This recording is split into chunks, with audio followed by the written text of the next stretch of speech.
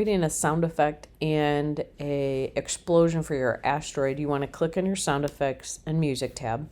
So going into your sound effects tab, under Unity Play Store sound effects, if you scroll down, you can start to see some explosions, sound effects. Double clicking, I can hear it. Once you find one you like, go ahead and download that one. Once it's downloaded, then you're going to find it in your Finder. And I'm going to open up Unity, coming back into my Finder, and I'm going to drag that explosion sound in here. What I need to do is come to my laser prefab, and I'm going to scroll down until I see destroy action. And we've added in a destroy action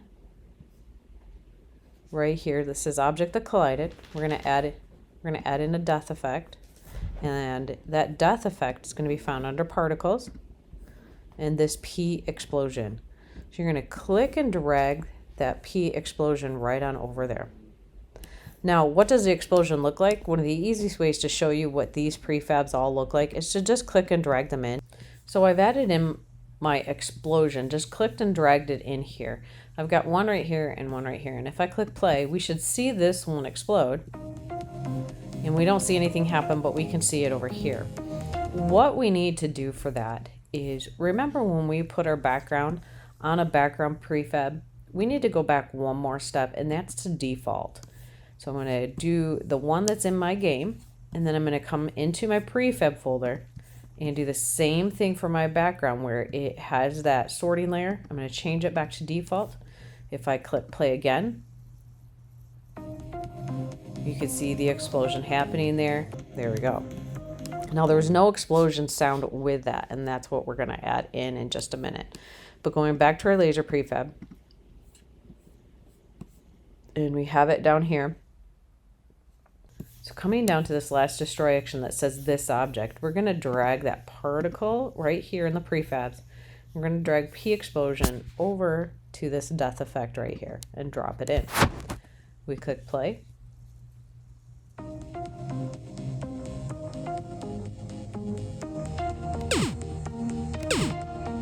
You see it explode.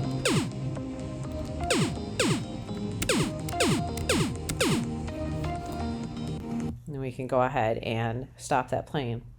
Let's add in our sound now, clicking on our particles, going to P explosion, scrolling down, add component, audio source, and once you have your audio source, it's asking for that audio clip.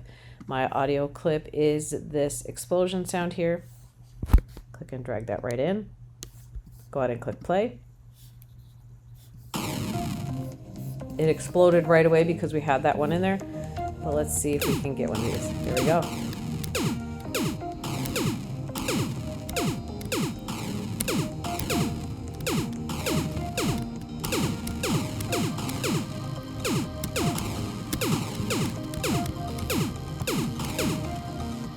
At this time, I'm going to go ahead and delete the two explosions that I've added in because I don't need those anymore.